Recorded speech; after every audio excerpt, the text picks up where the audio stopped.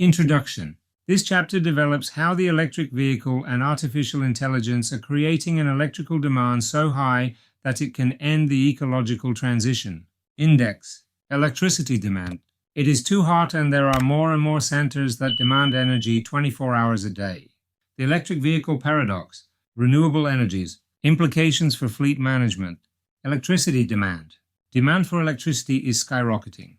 Due to the development of artificial intelligence, battery factories, large data centers, and the electric vehicle. And there are countries that may not be prepared for this reality. One of them is the USA. All this energy demand is not only putting electrical networks to the limit, but is also destroying climate objectives. According to an analysis by the New York Times, which has sounded the alarm at what they believe is a turning point, energy is generated in a few specific places. Yet our air-conditioned homes, businesses, and factories are everywhere. The problem is not so much that we consume a lot, but that we all do it at the same time. It is in the warmest hours that, let's say, everyone turns on the air conditioning and more demand is generated.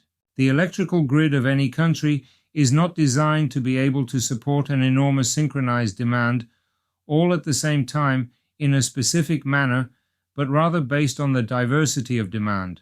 They are the high voltage lines and the others that are responsible for carrying energy from the production plants to all corners of the country. These lines, however, are still cables and have limited capacity. The problem is that its capacity decreases when it is hot.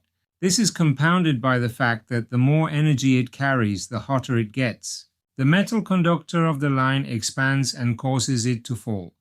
In extreme cases, if the line drops too much, it can come into contact with the ground, causing a short circuit and ending the line's ability to carry power.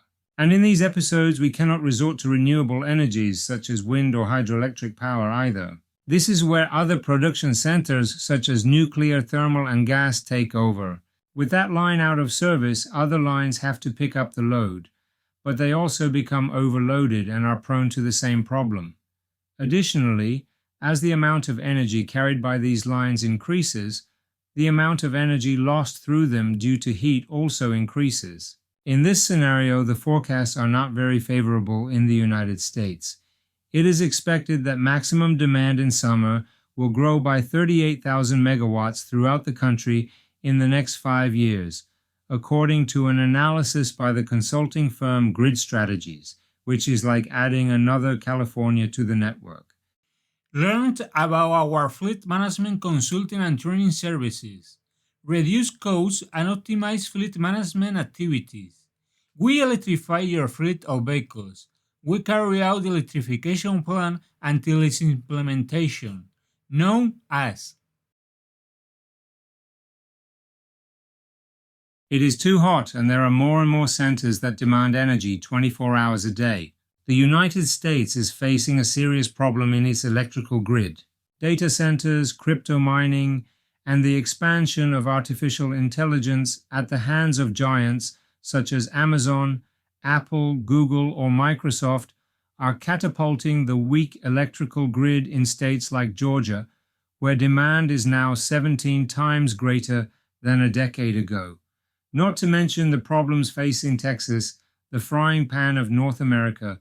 Tesla asked its customers not to recharge their car batteries in last summer's heat waves. As was the case in Texas, the Electric Reliability Council of Texas asked residents to limit electricity use between 2 p.m. and 8 p.m. during the recent heat wave. The system is being taken to extremes that could lead to electricity rationing. In California, electric vehicles could soon account for 10% of peak energy demand. The global electric vehicle charging infrastructure market is expected to reach $125.39 billion by 2030, from $25.83 billion currently. Electricity demand. A study by the National Renewable Energy Laboratory. It estimated that to meet the charging needs projected for 2030, a cumulative investment of between $31 billion and $55 billion will be needed for about 1.2 million publicly accessible charging units, in addition to about 28 million domestic charging units.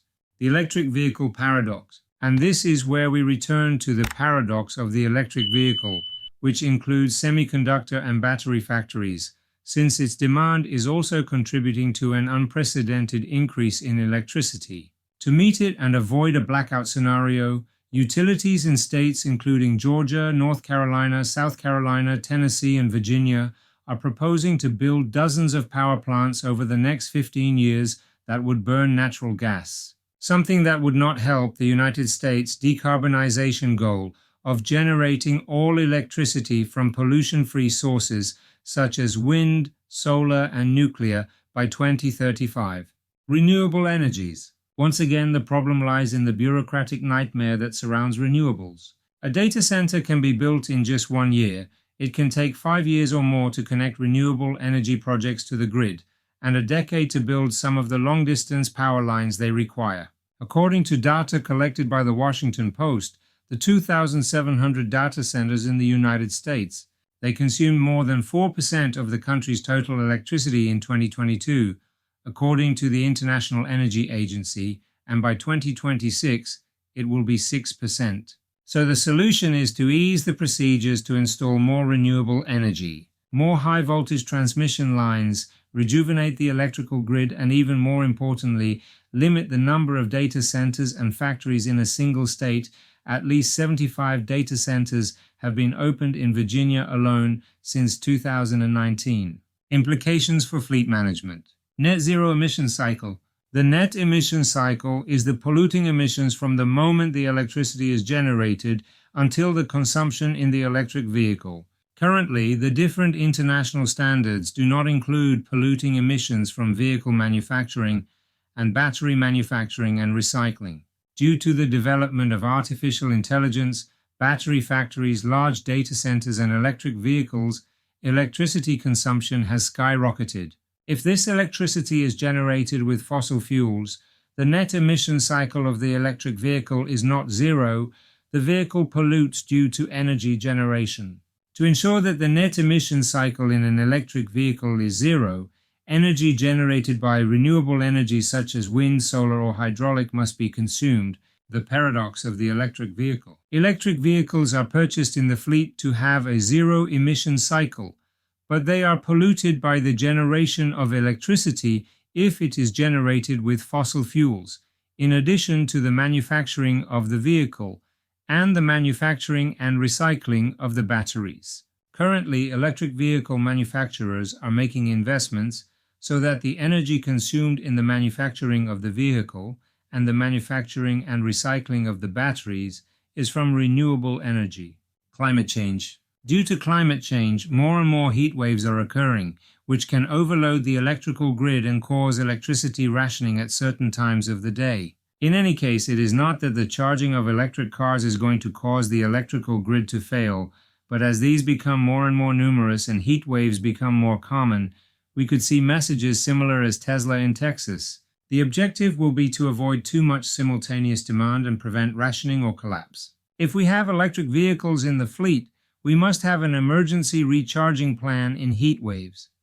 We must take into consideration that if the vehicles cannot be used, the service cannot be provided. At night, the aggregate demand on the electrical grid is the minimum and there are no power outages. In a fleet of vehicles, the vehicles must always be recharged at our facilities. It is not recommended to recharge at public or third-party chargers because they may not work, they may be busy, and during the time of recharging, the vehicle is not being used to provide the service. It is always recommended to always recharge at night at the most economical rate and with the slowest charge possible so as not to degrade the battery. One solution is to have solar panels and seasonal batteries in our facilities to store energy from solar energy and the electrical grid in case of a power outage. It is an expensive solution, but it may be feasible if there are many power outages with waves of heat or in those countries with many supply cuts such as underdeveloped countries. Another solution is to have electricity generators to recharge vehicles. This solution is an emergency and pollutes.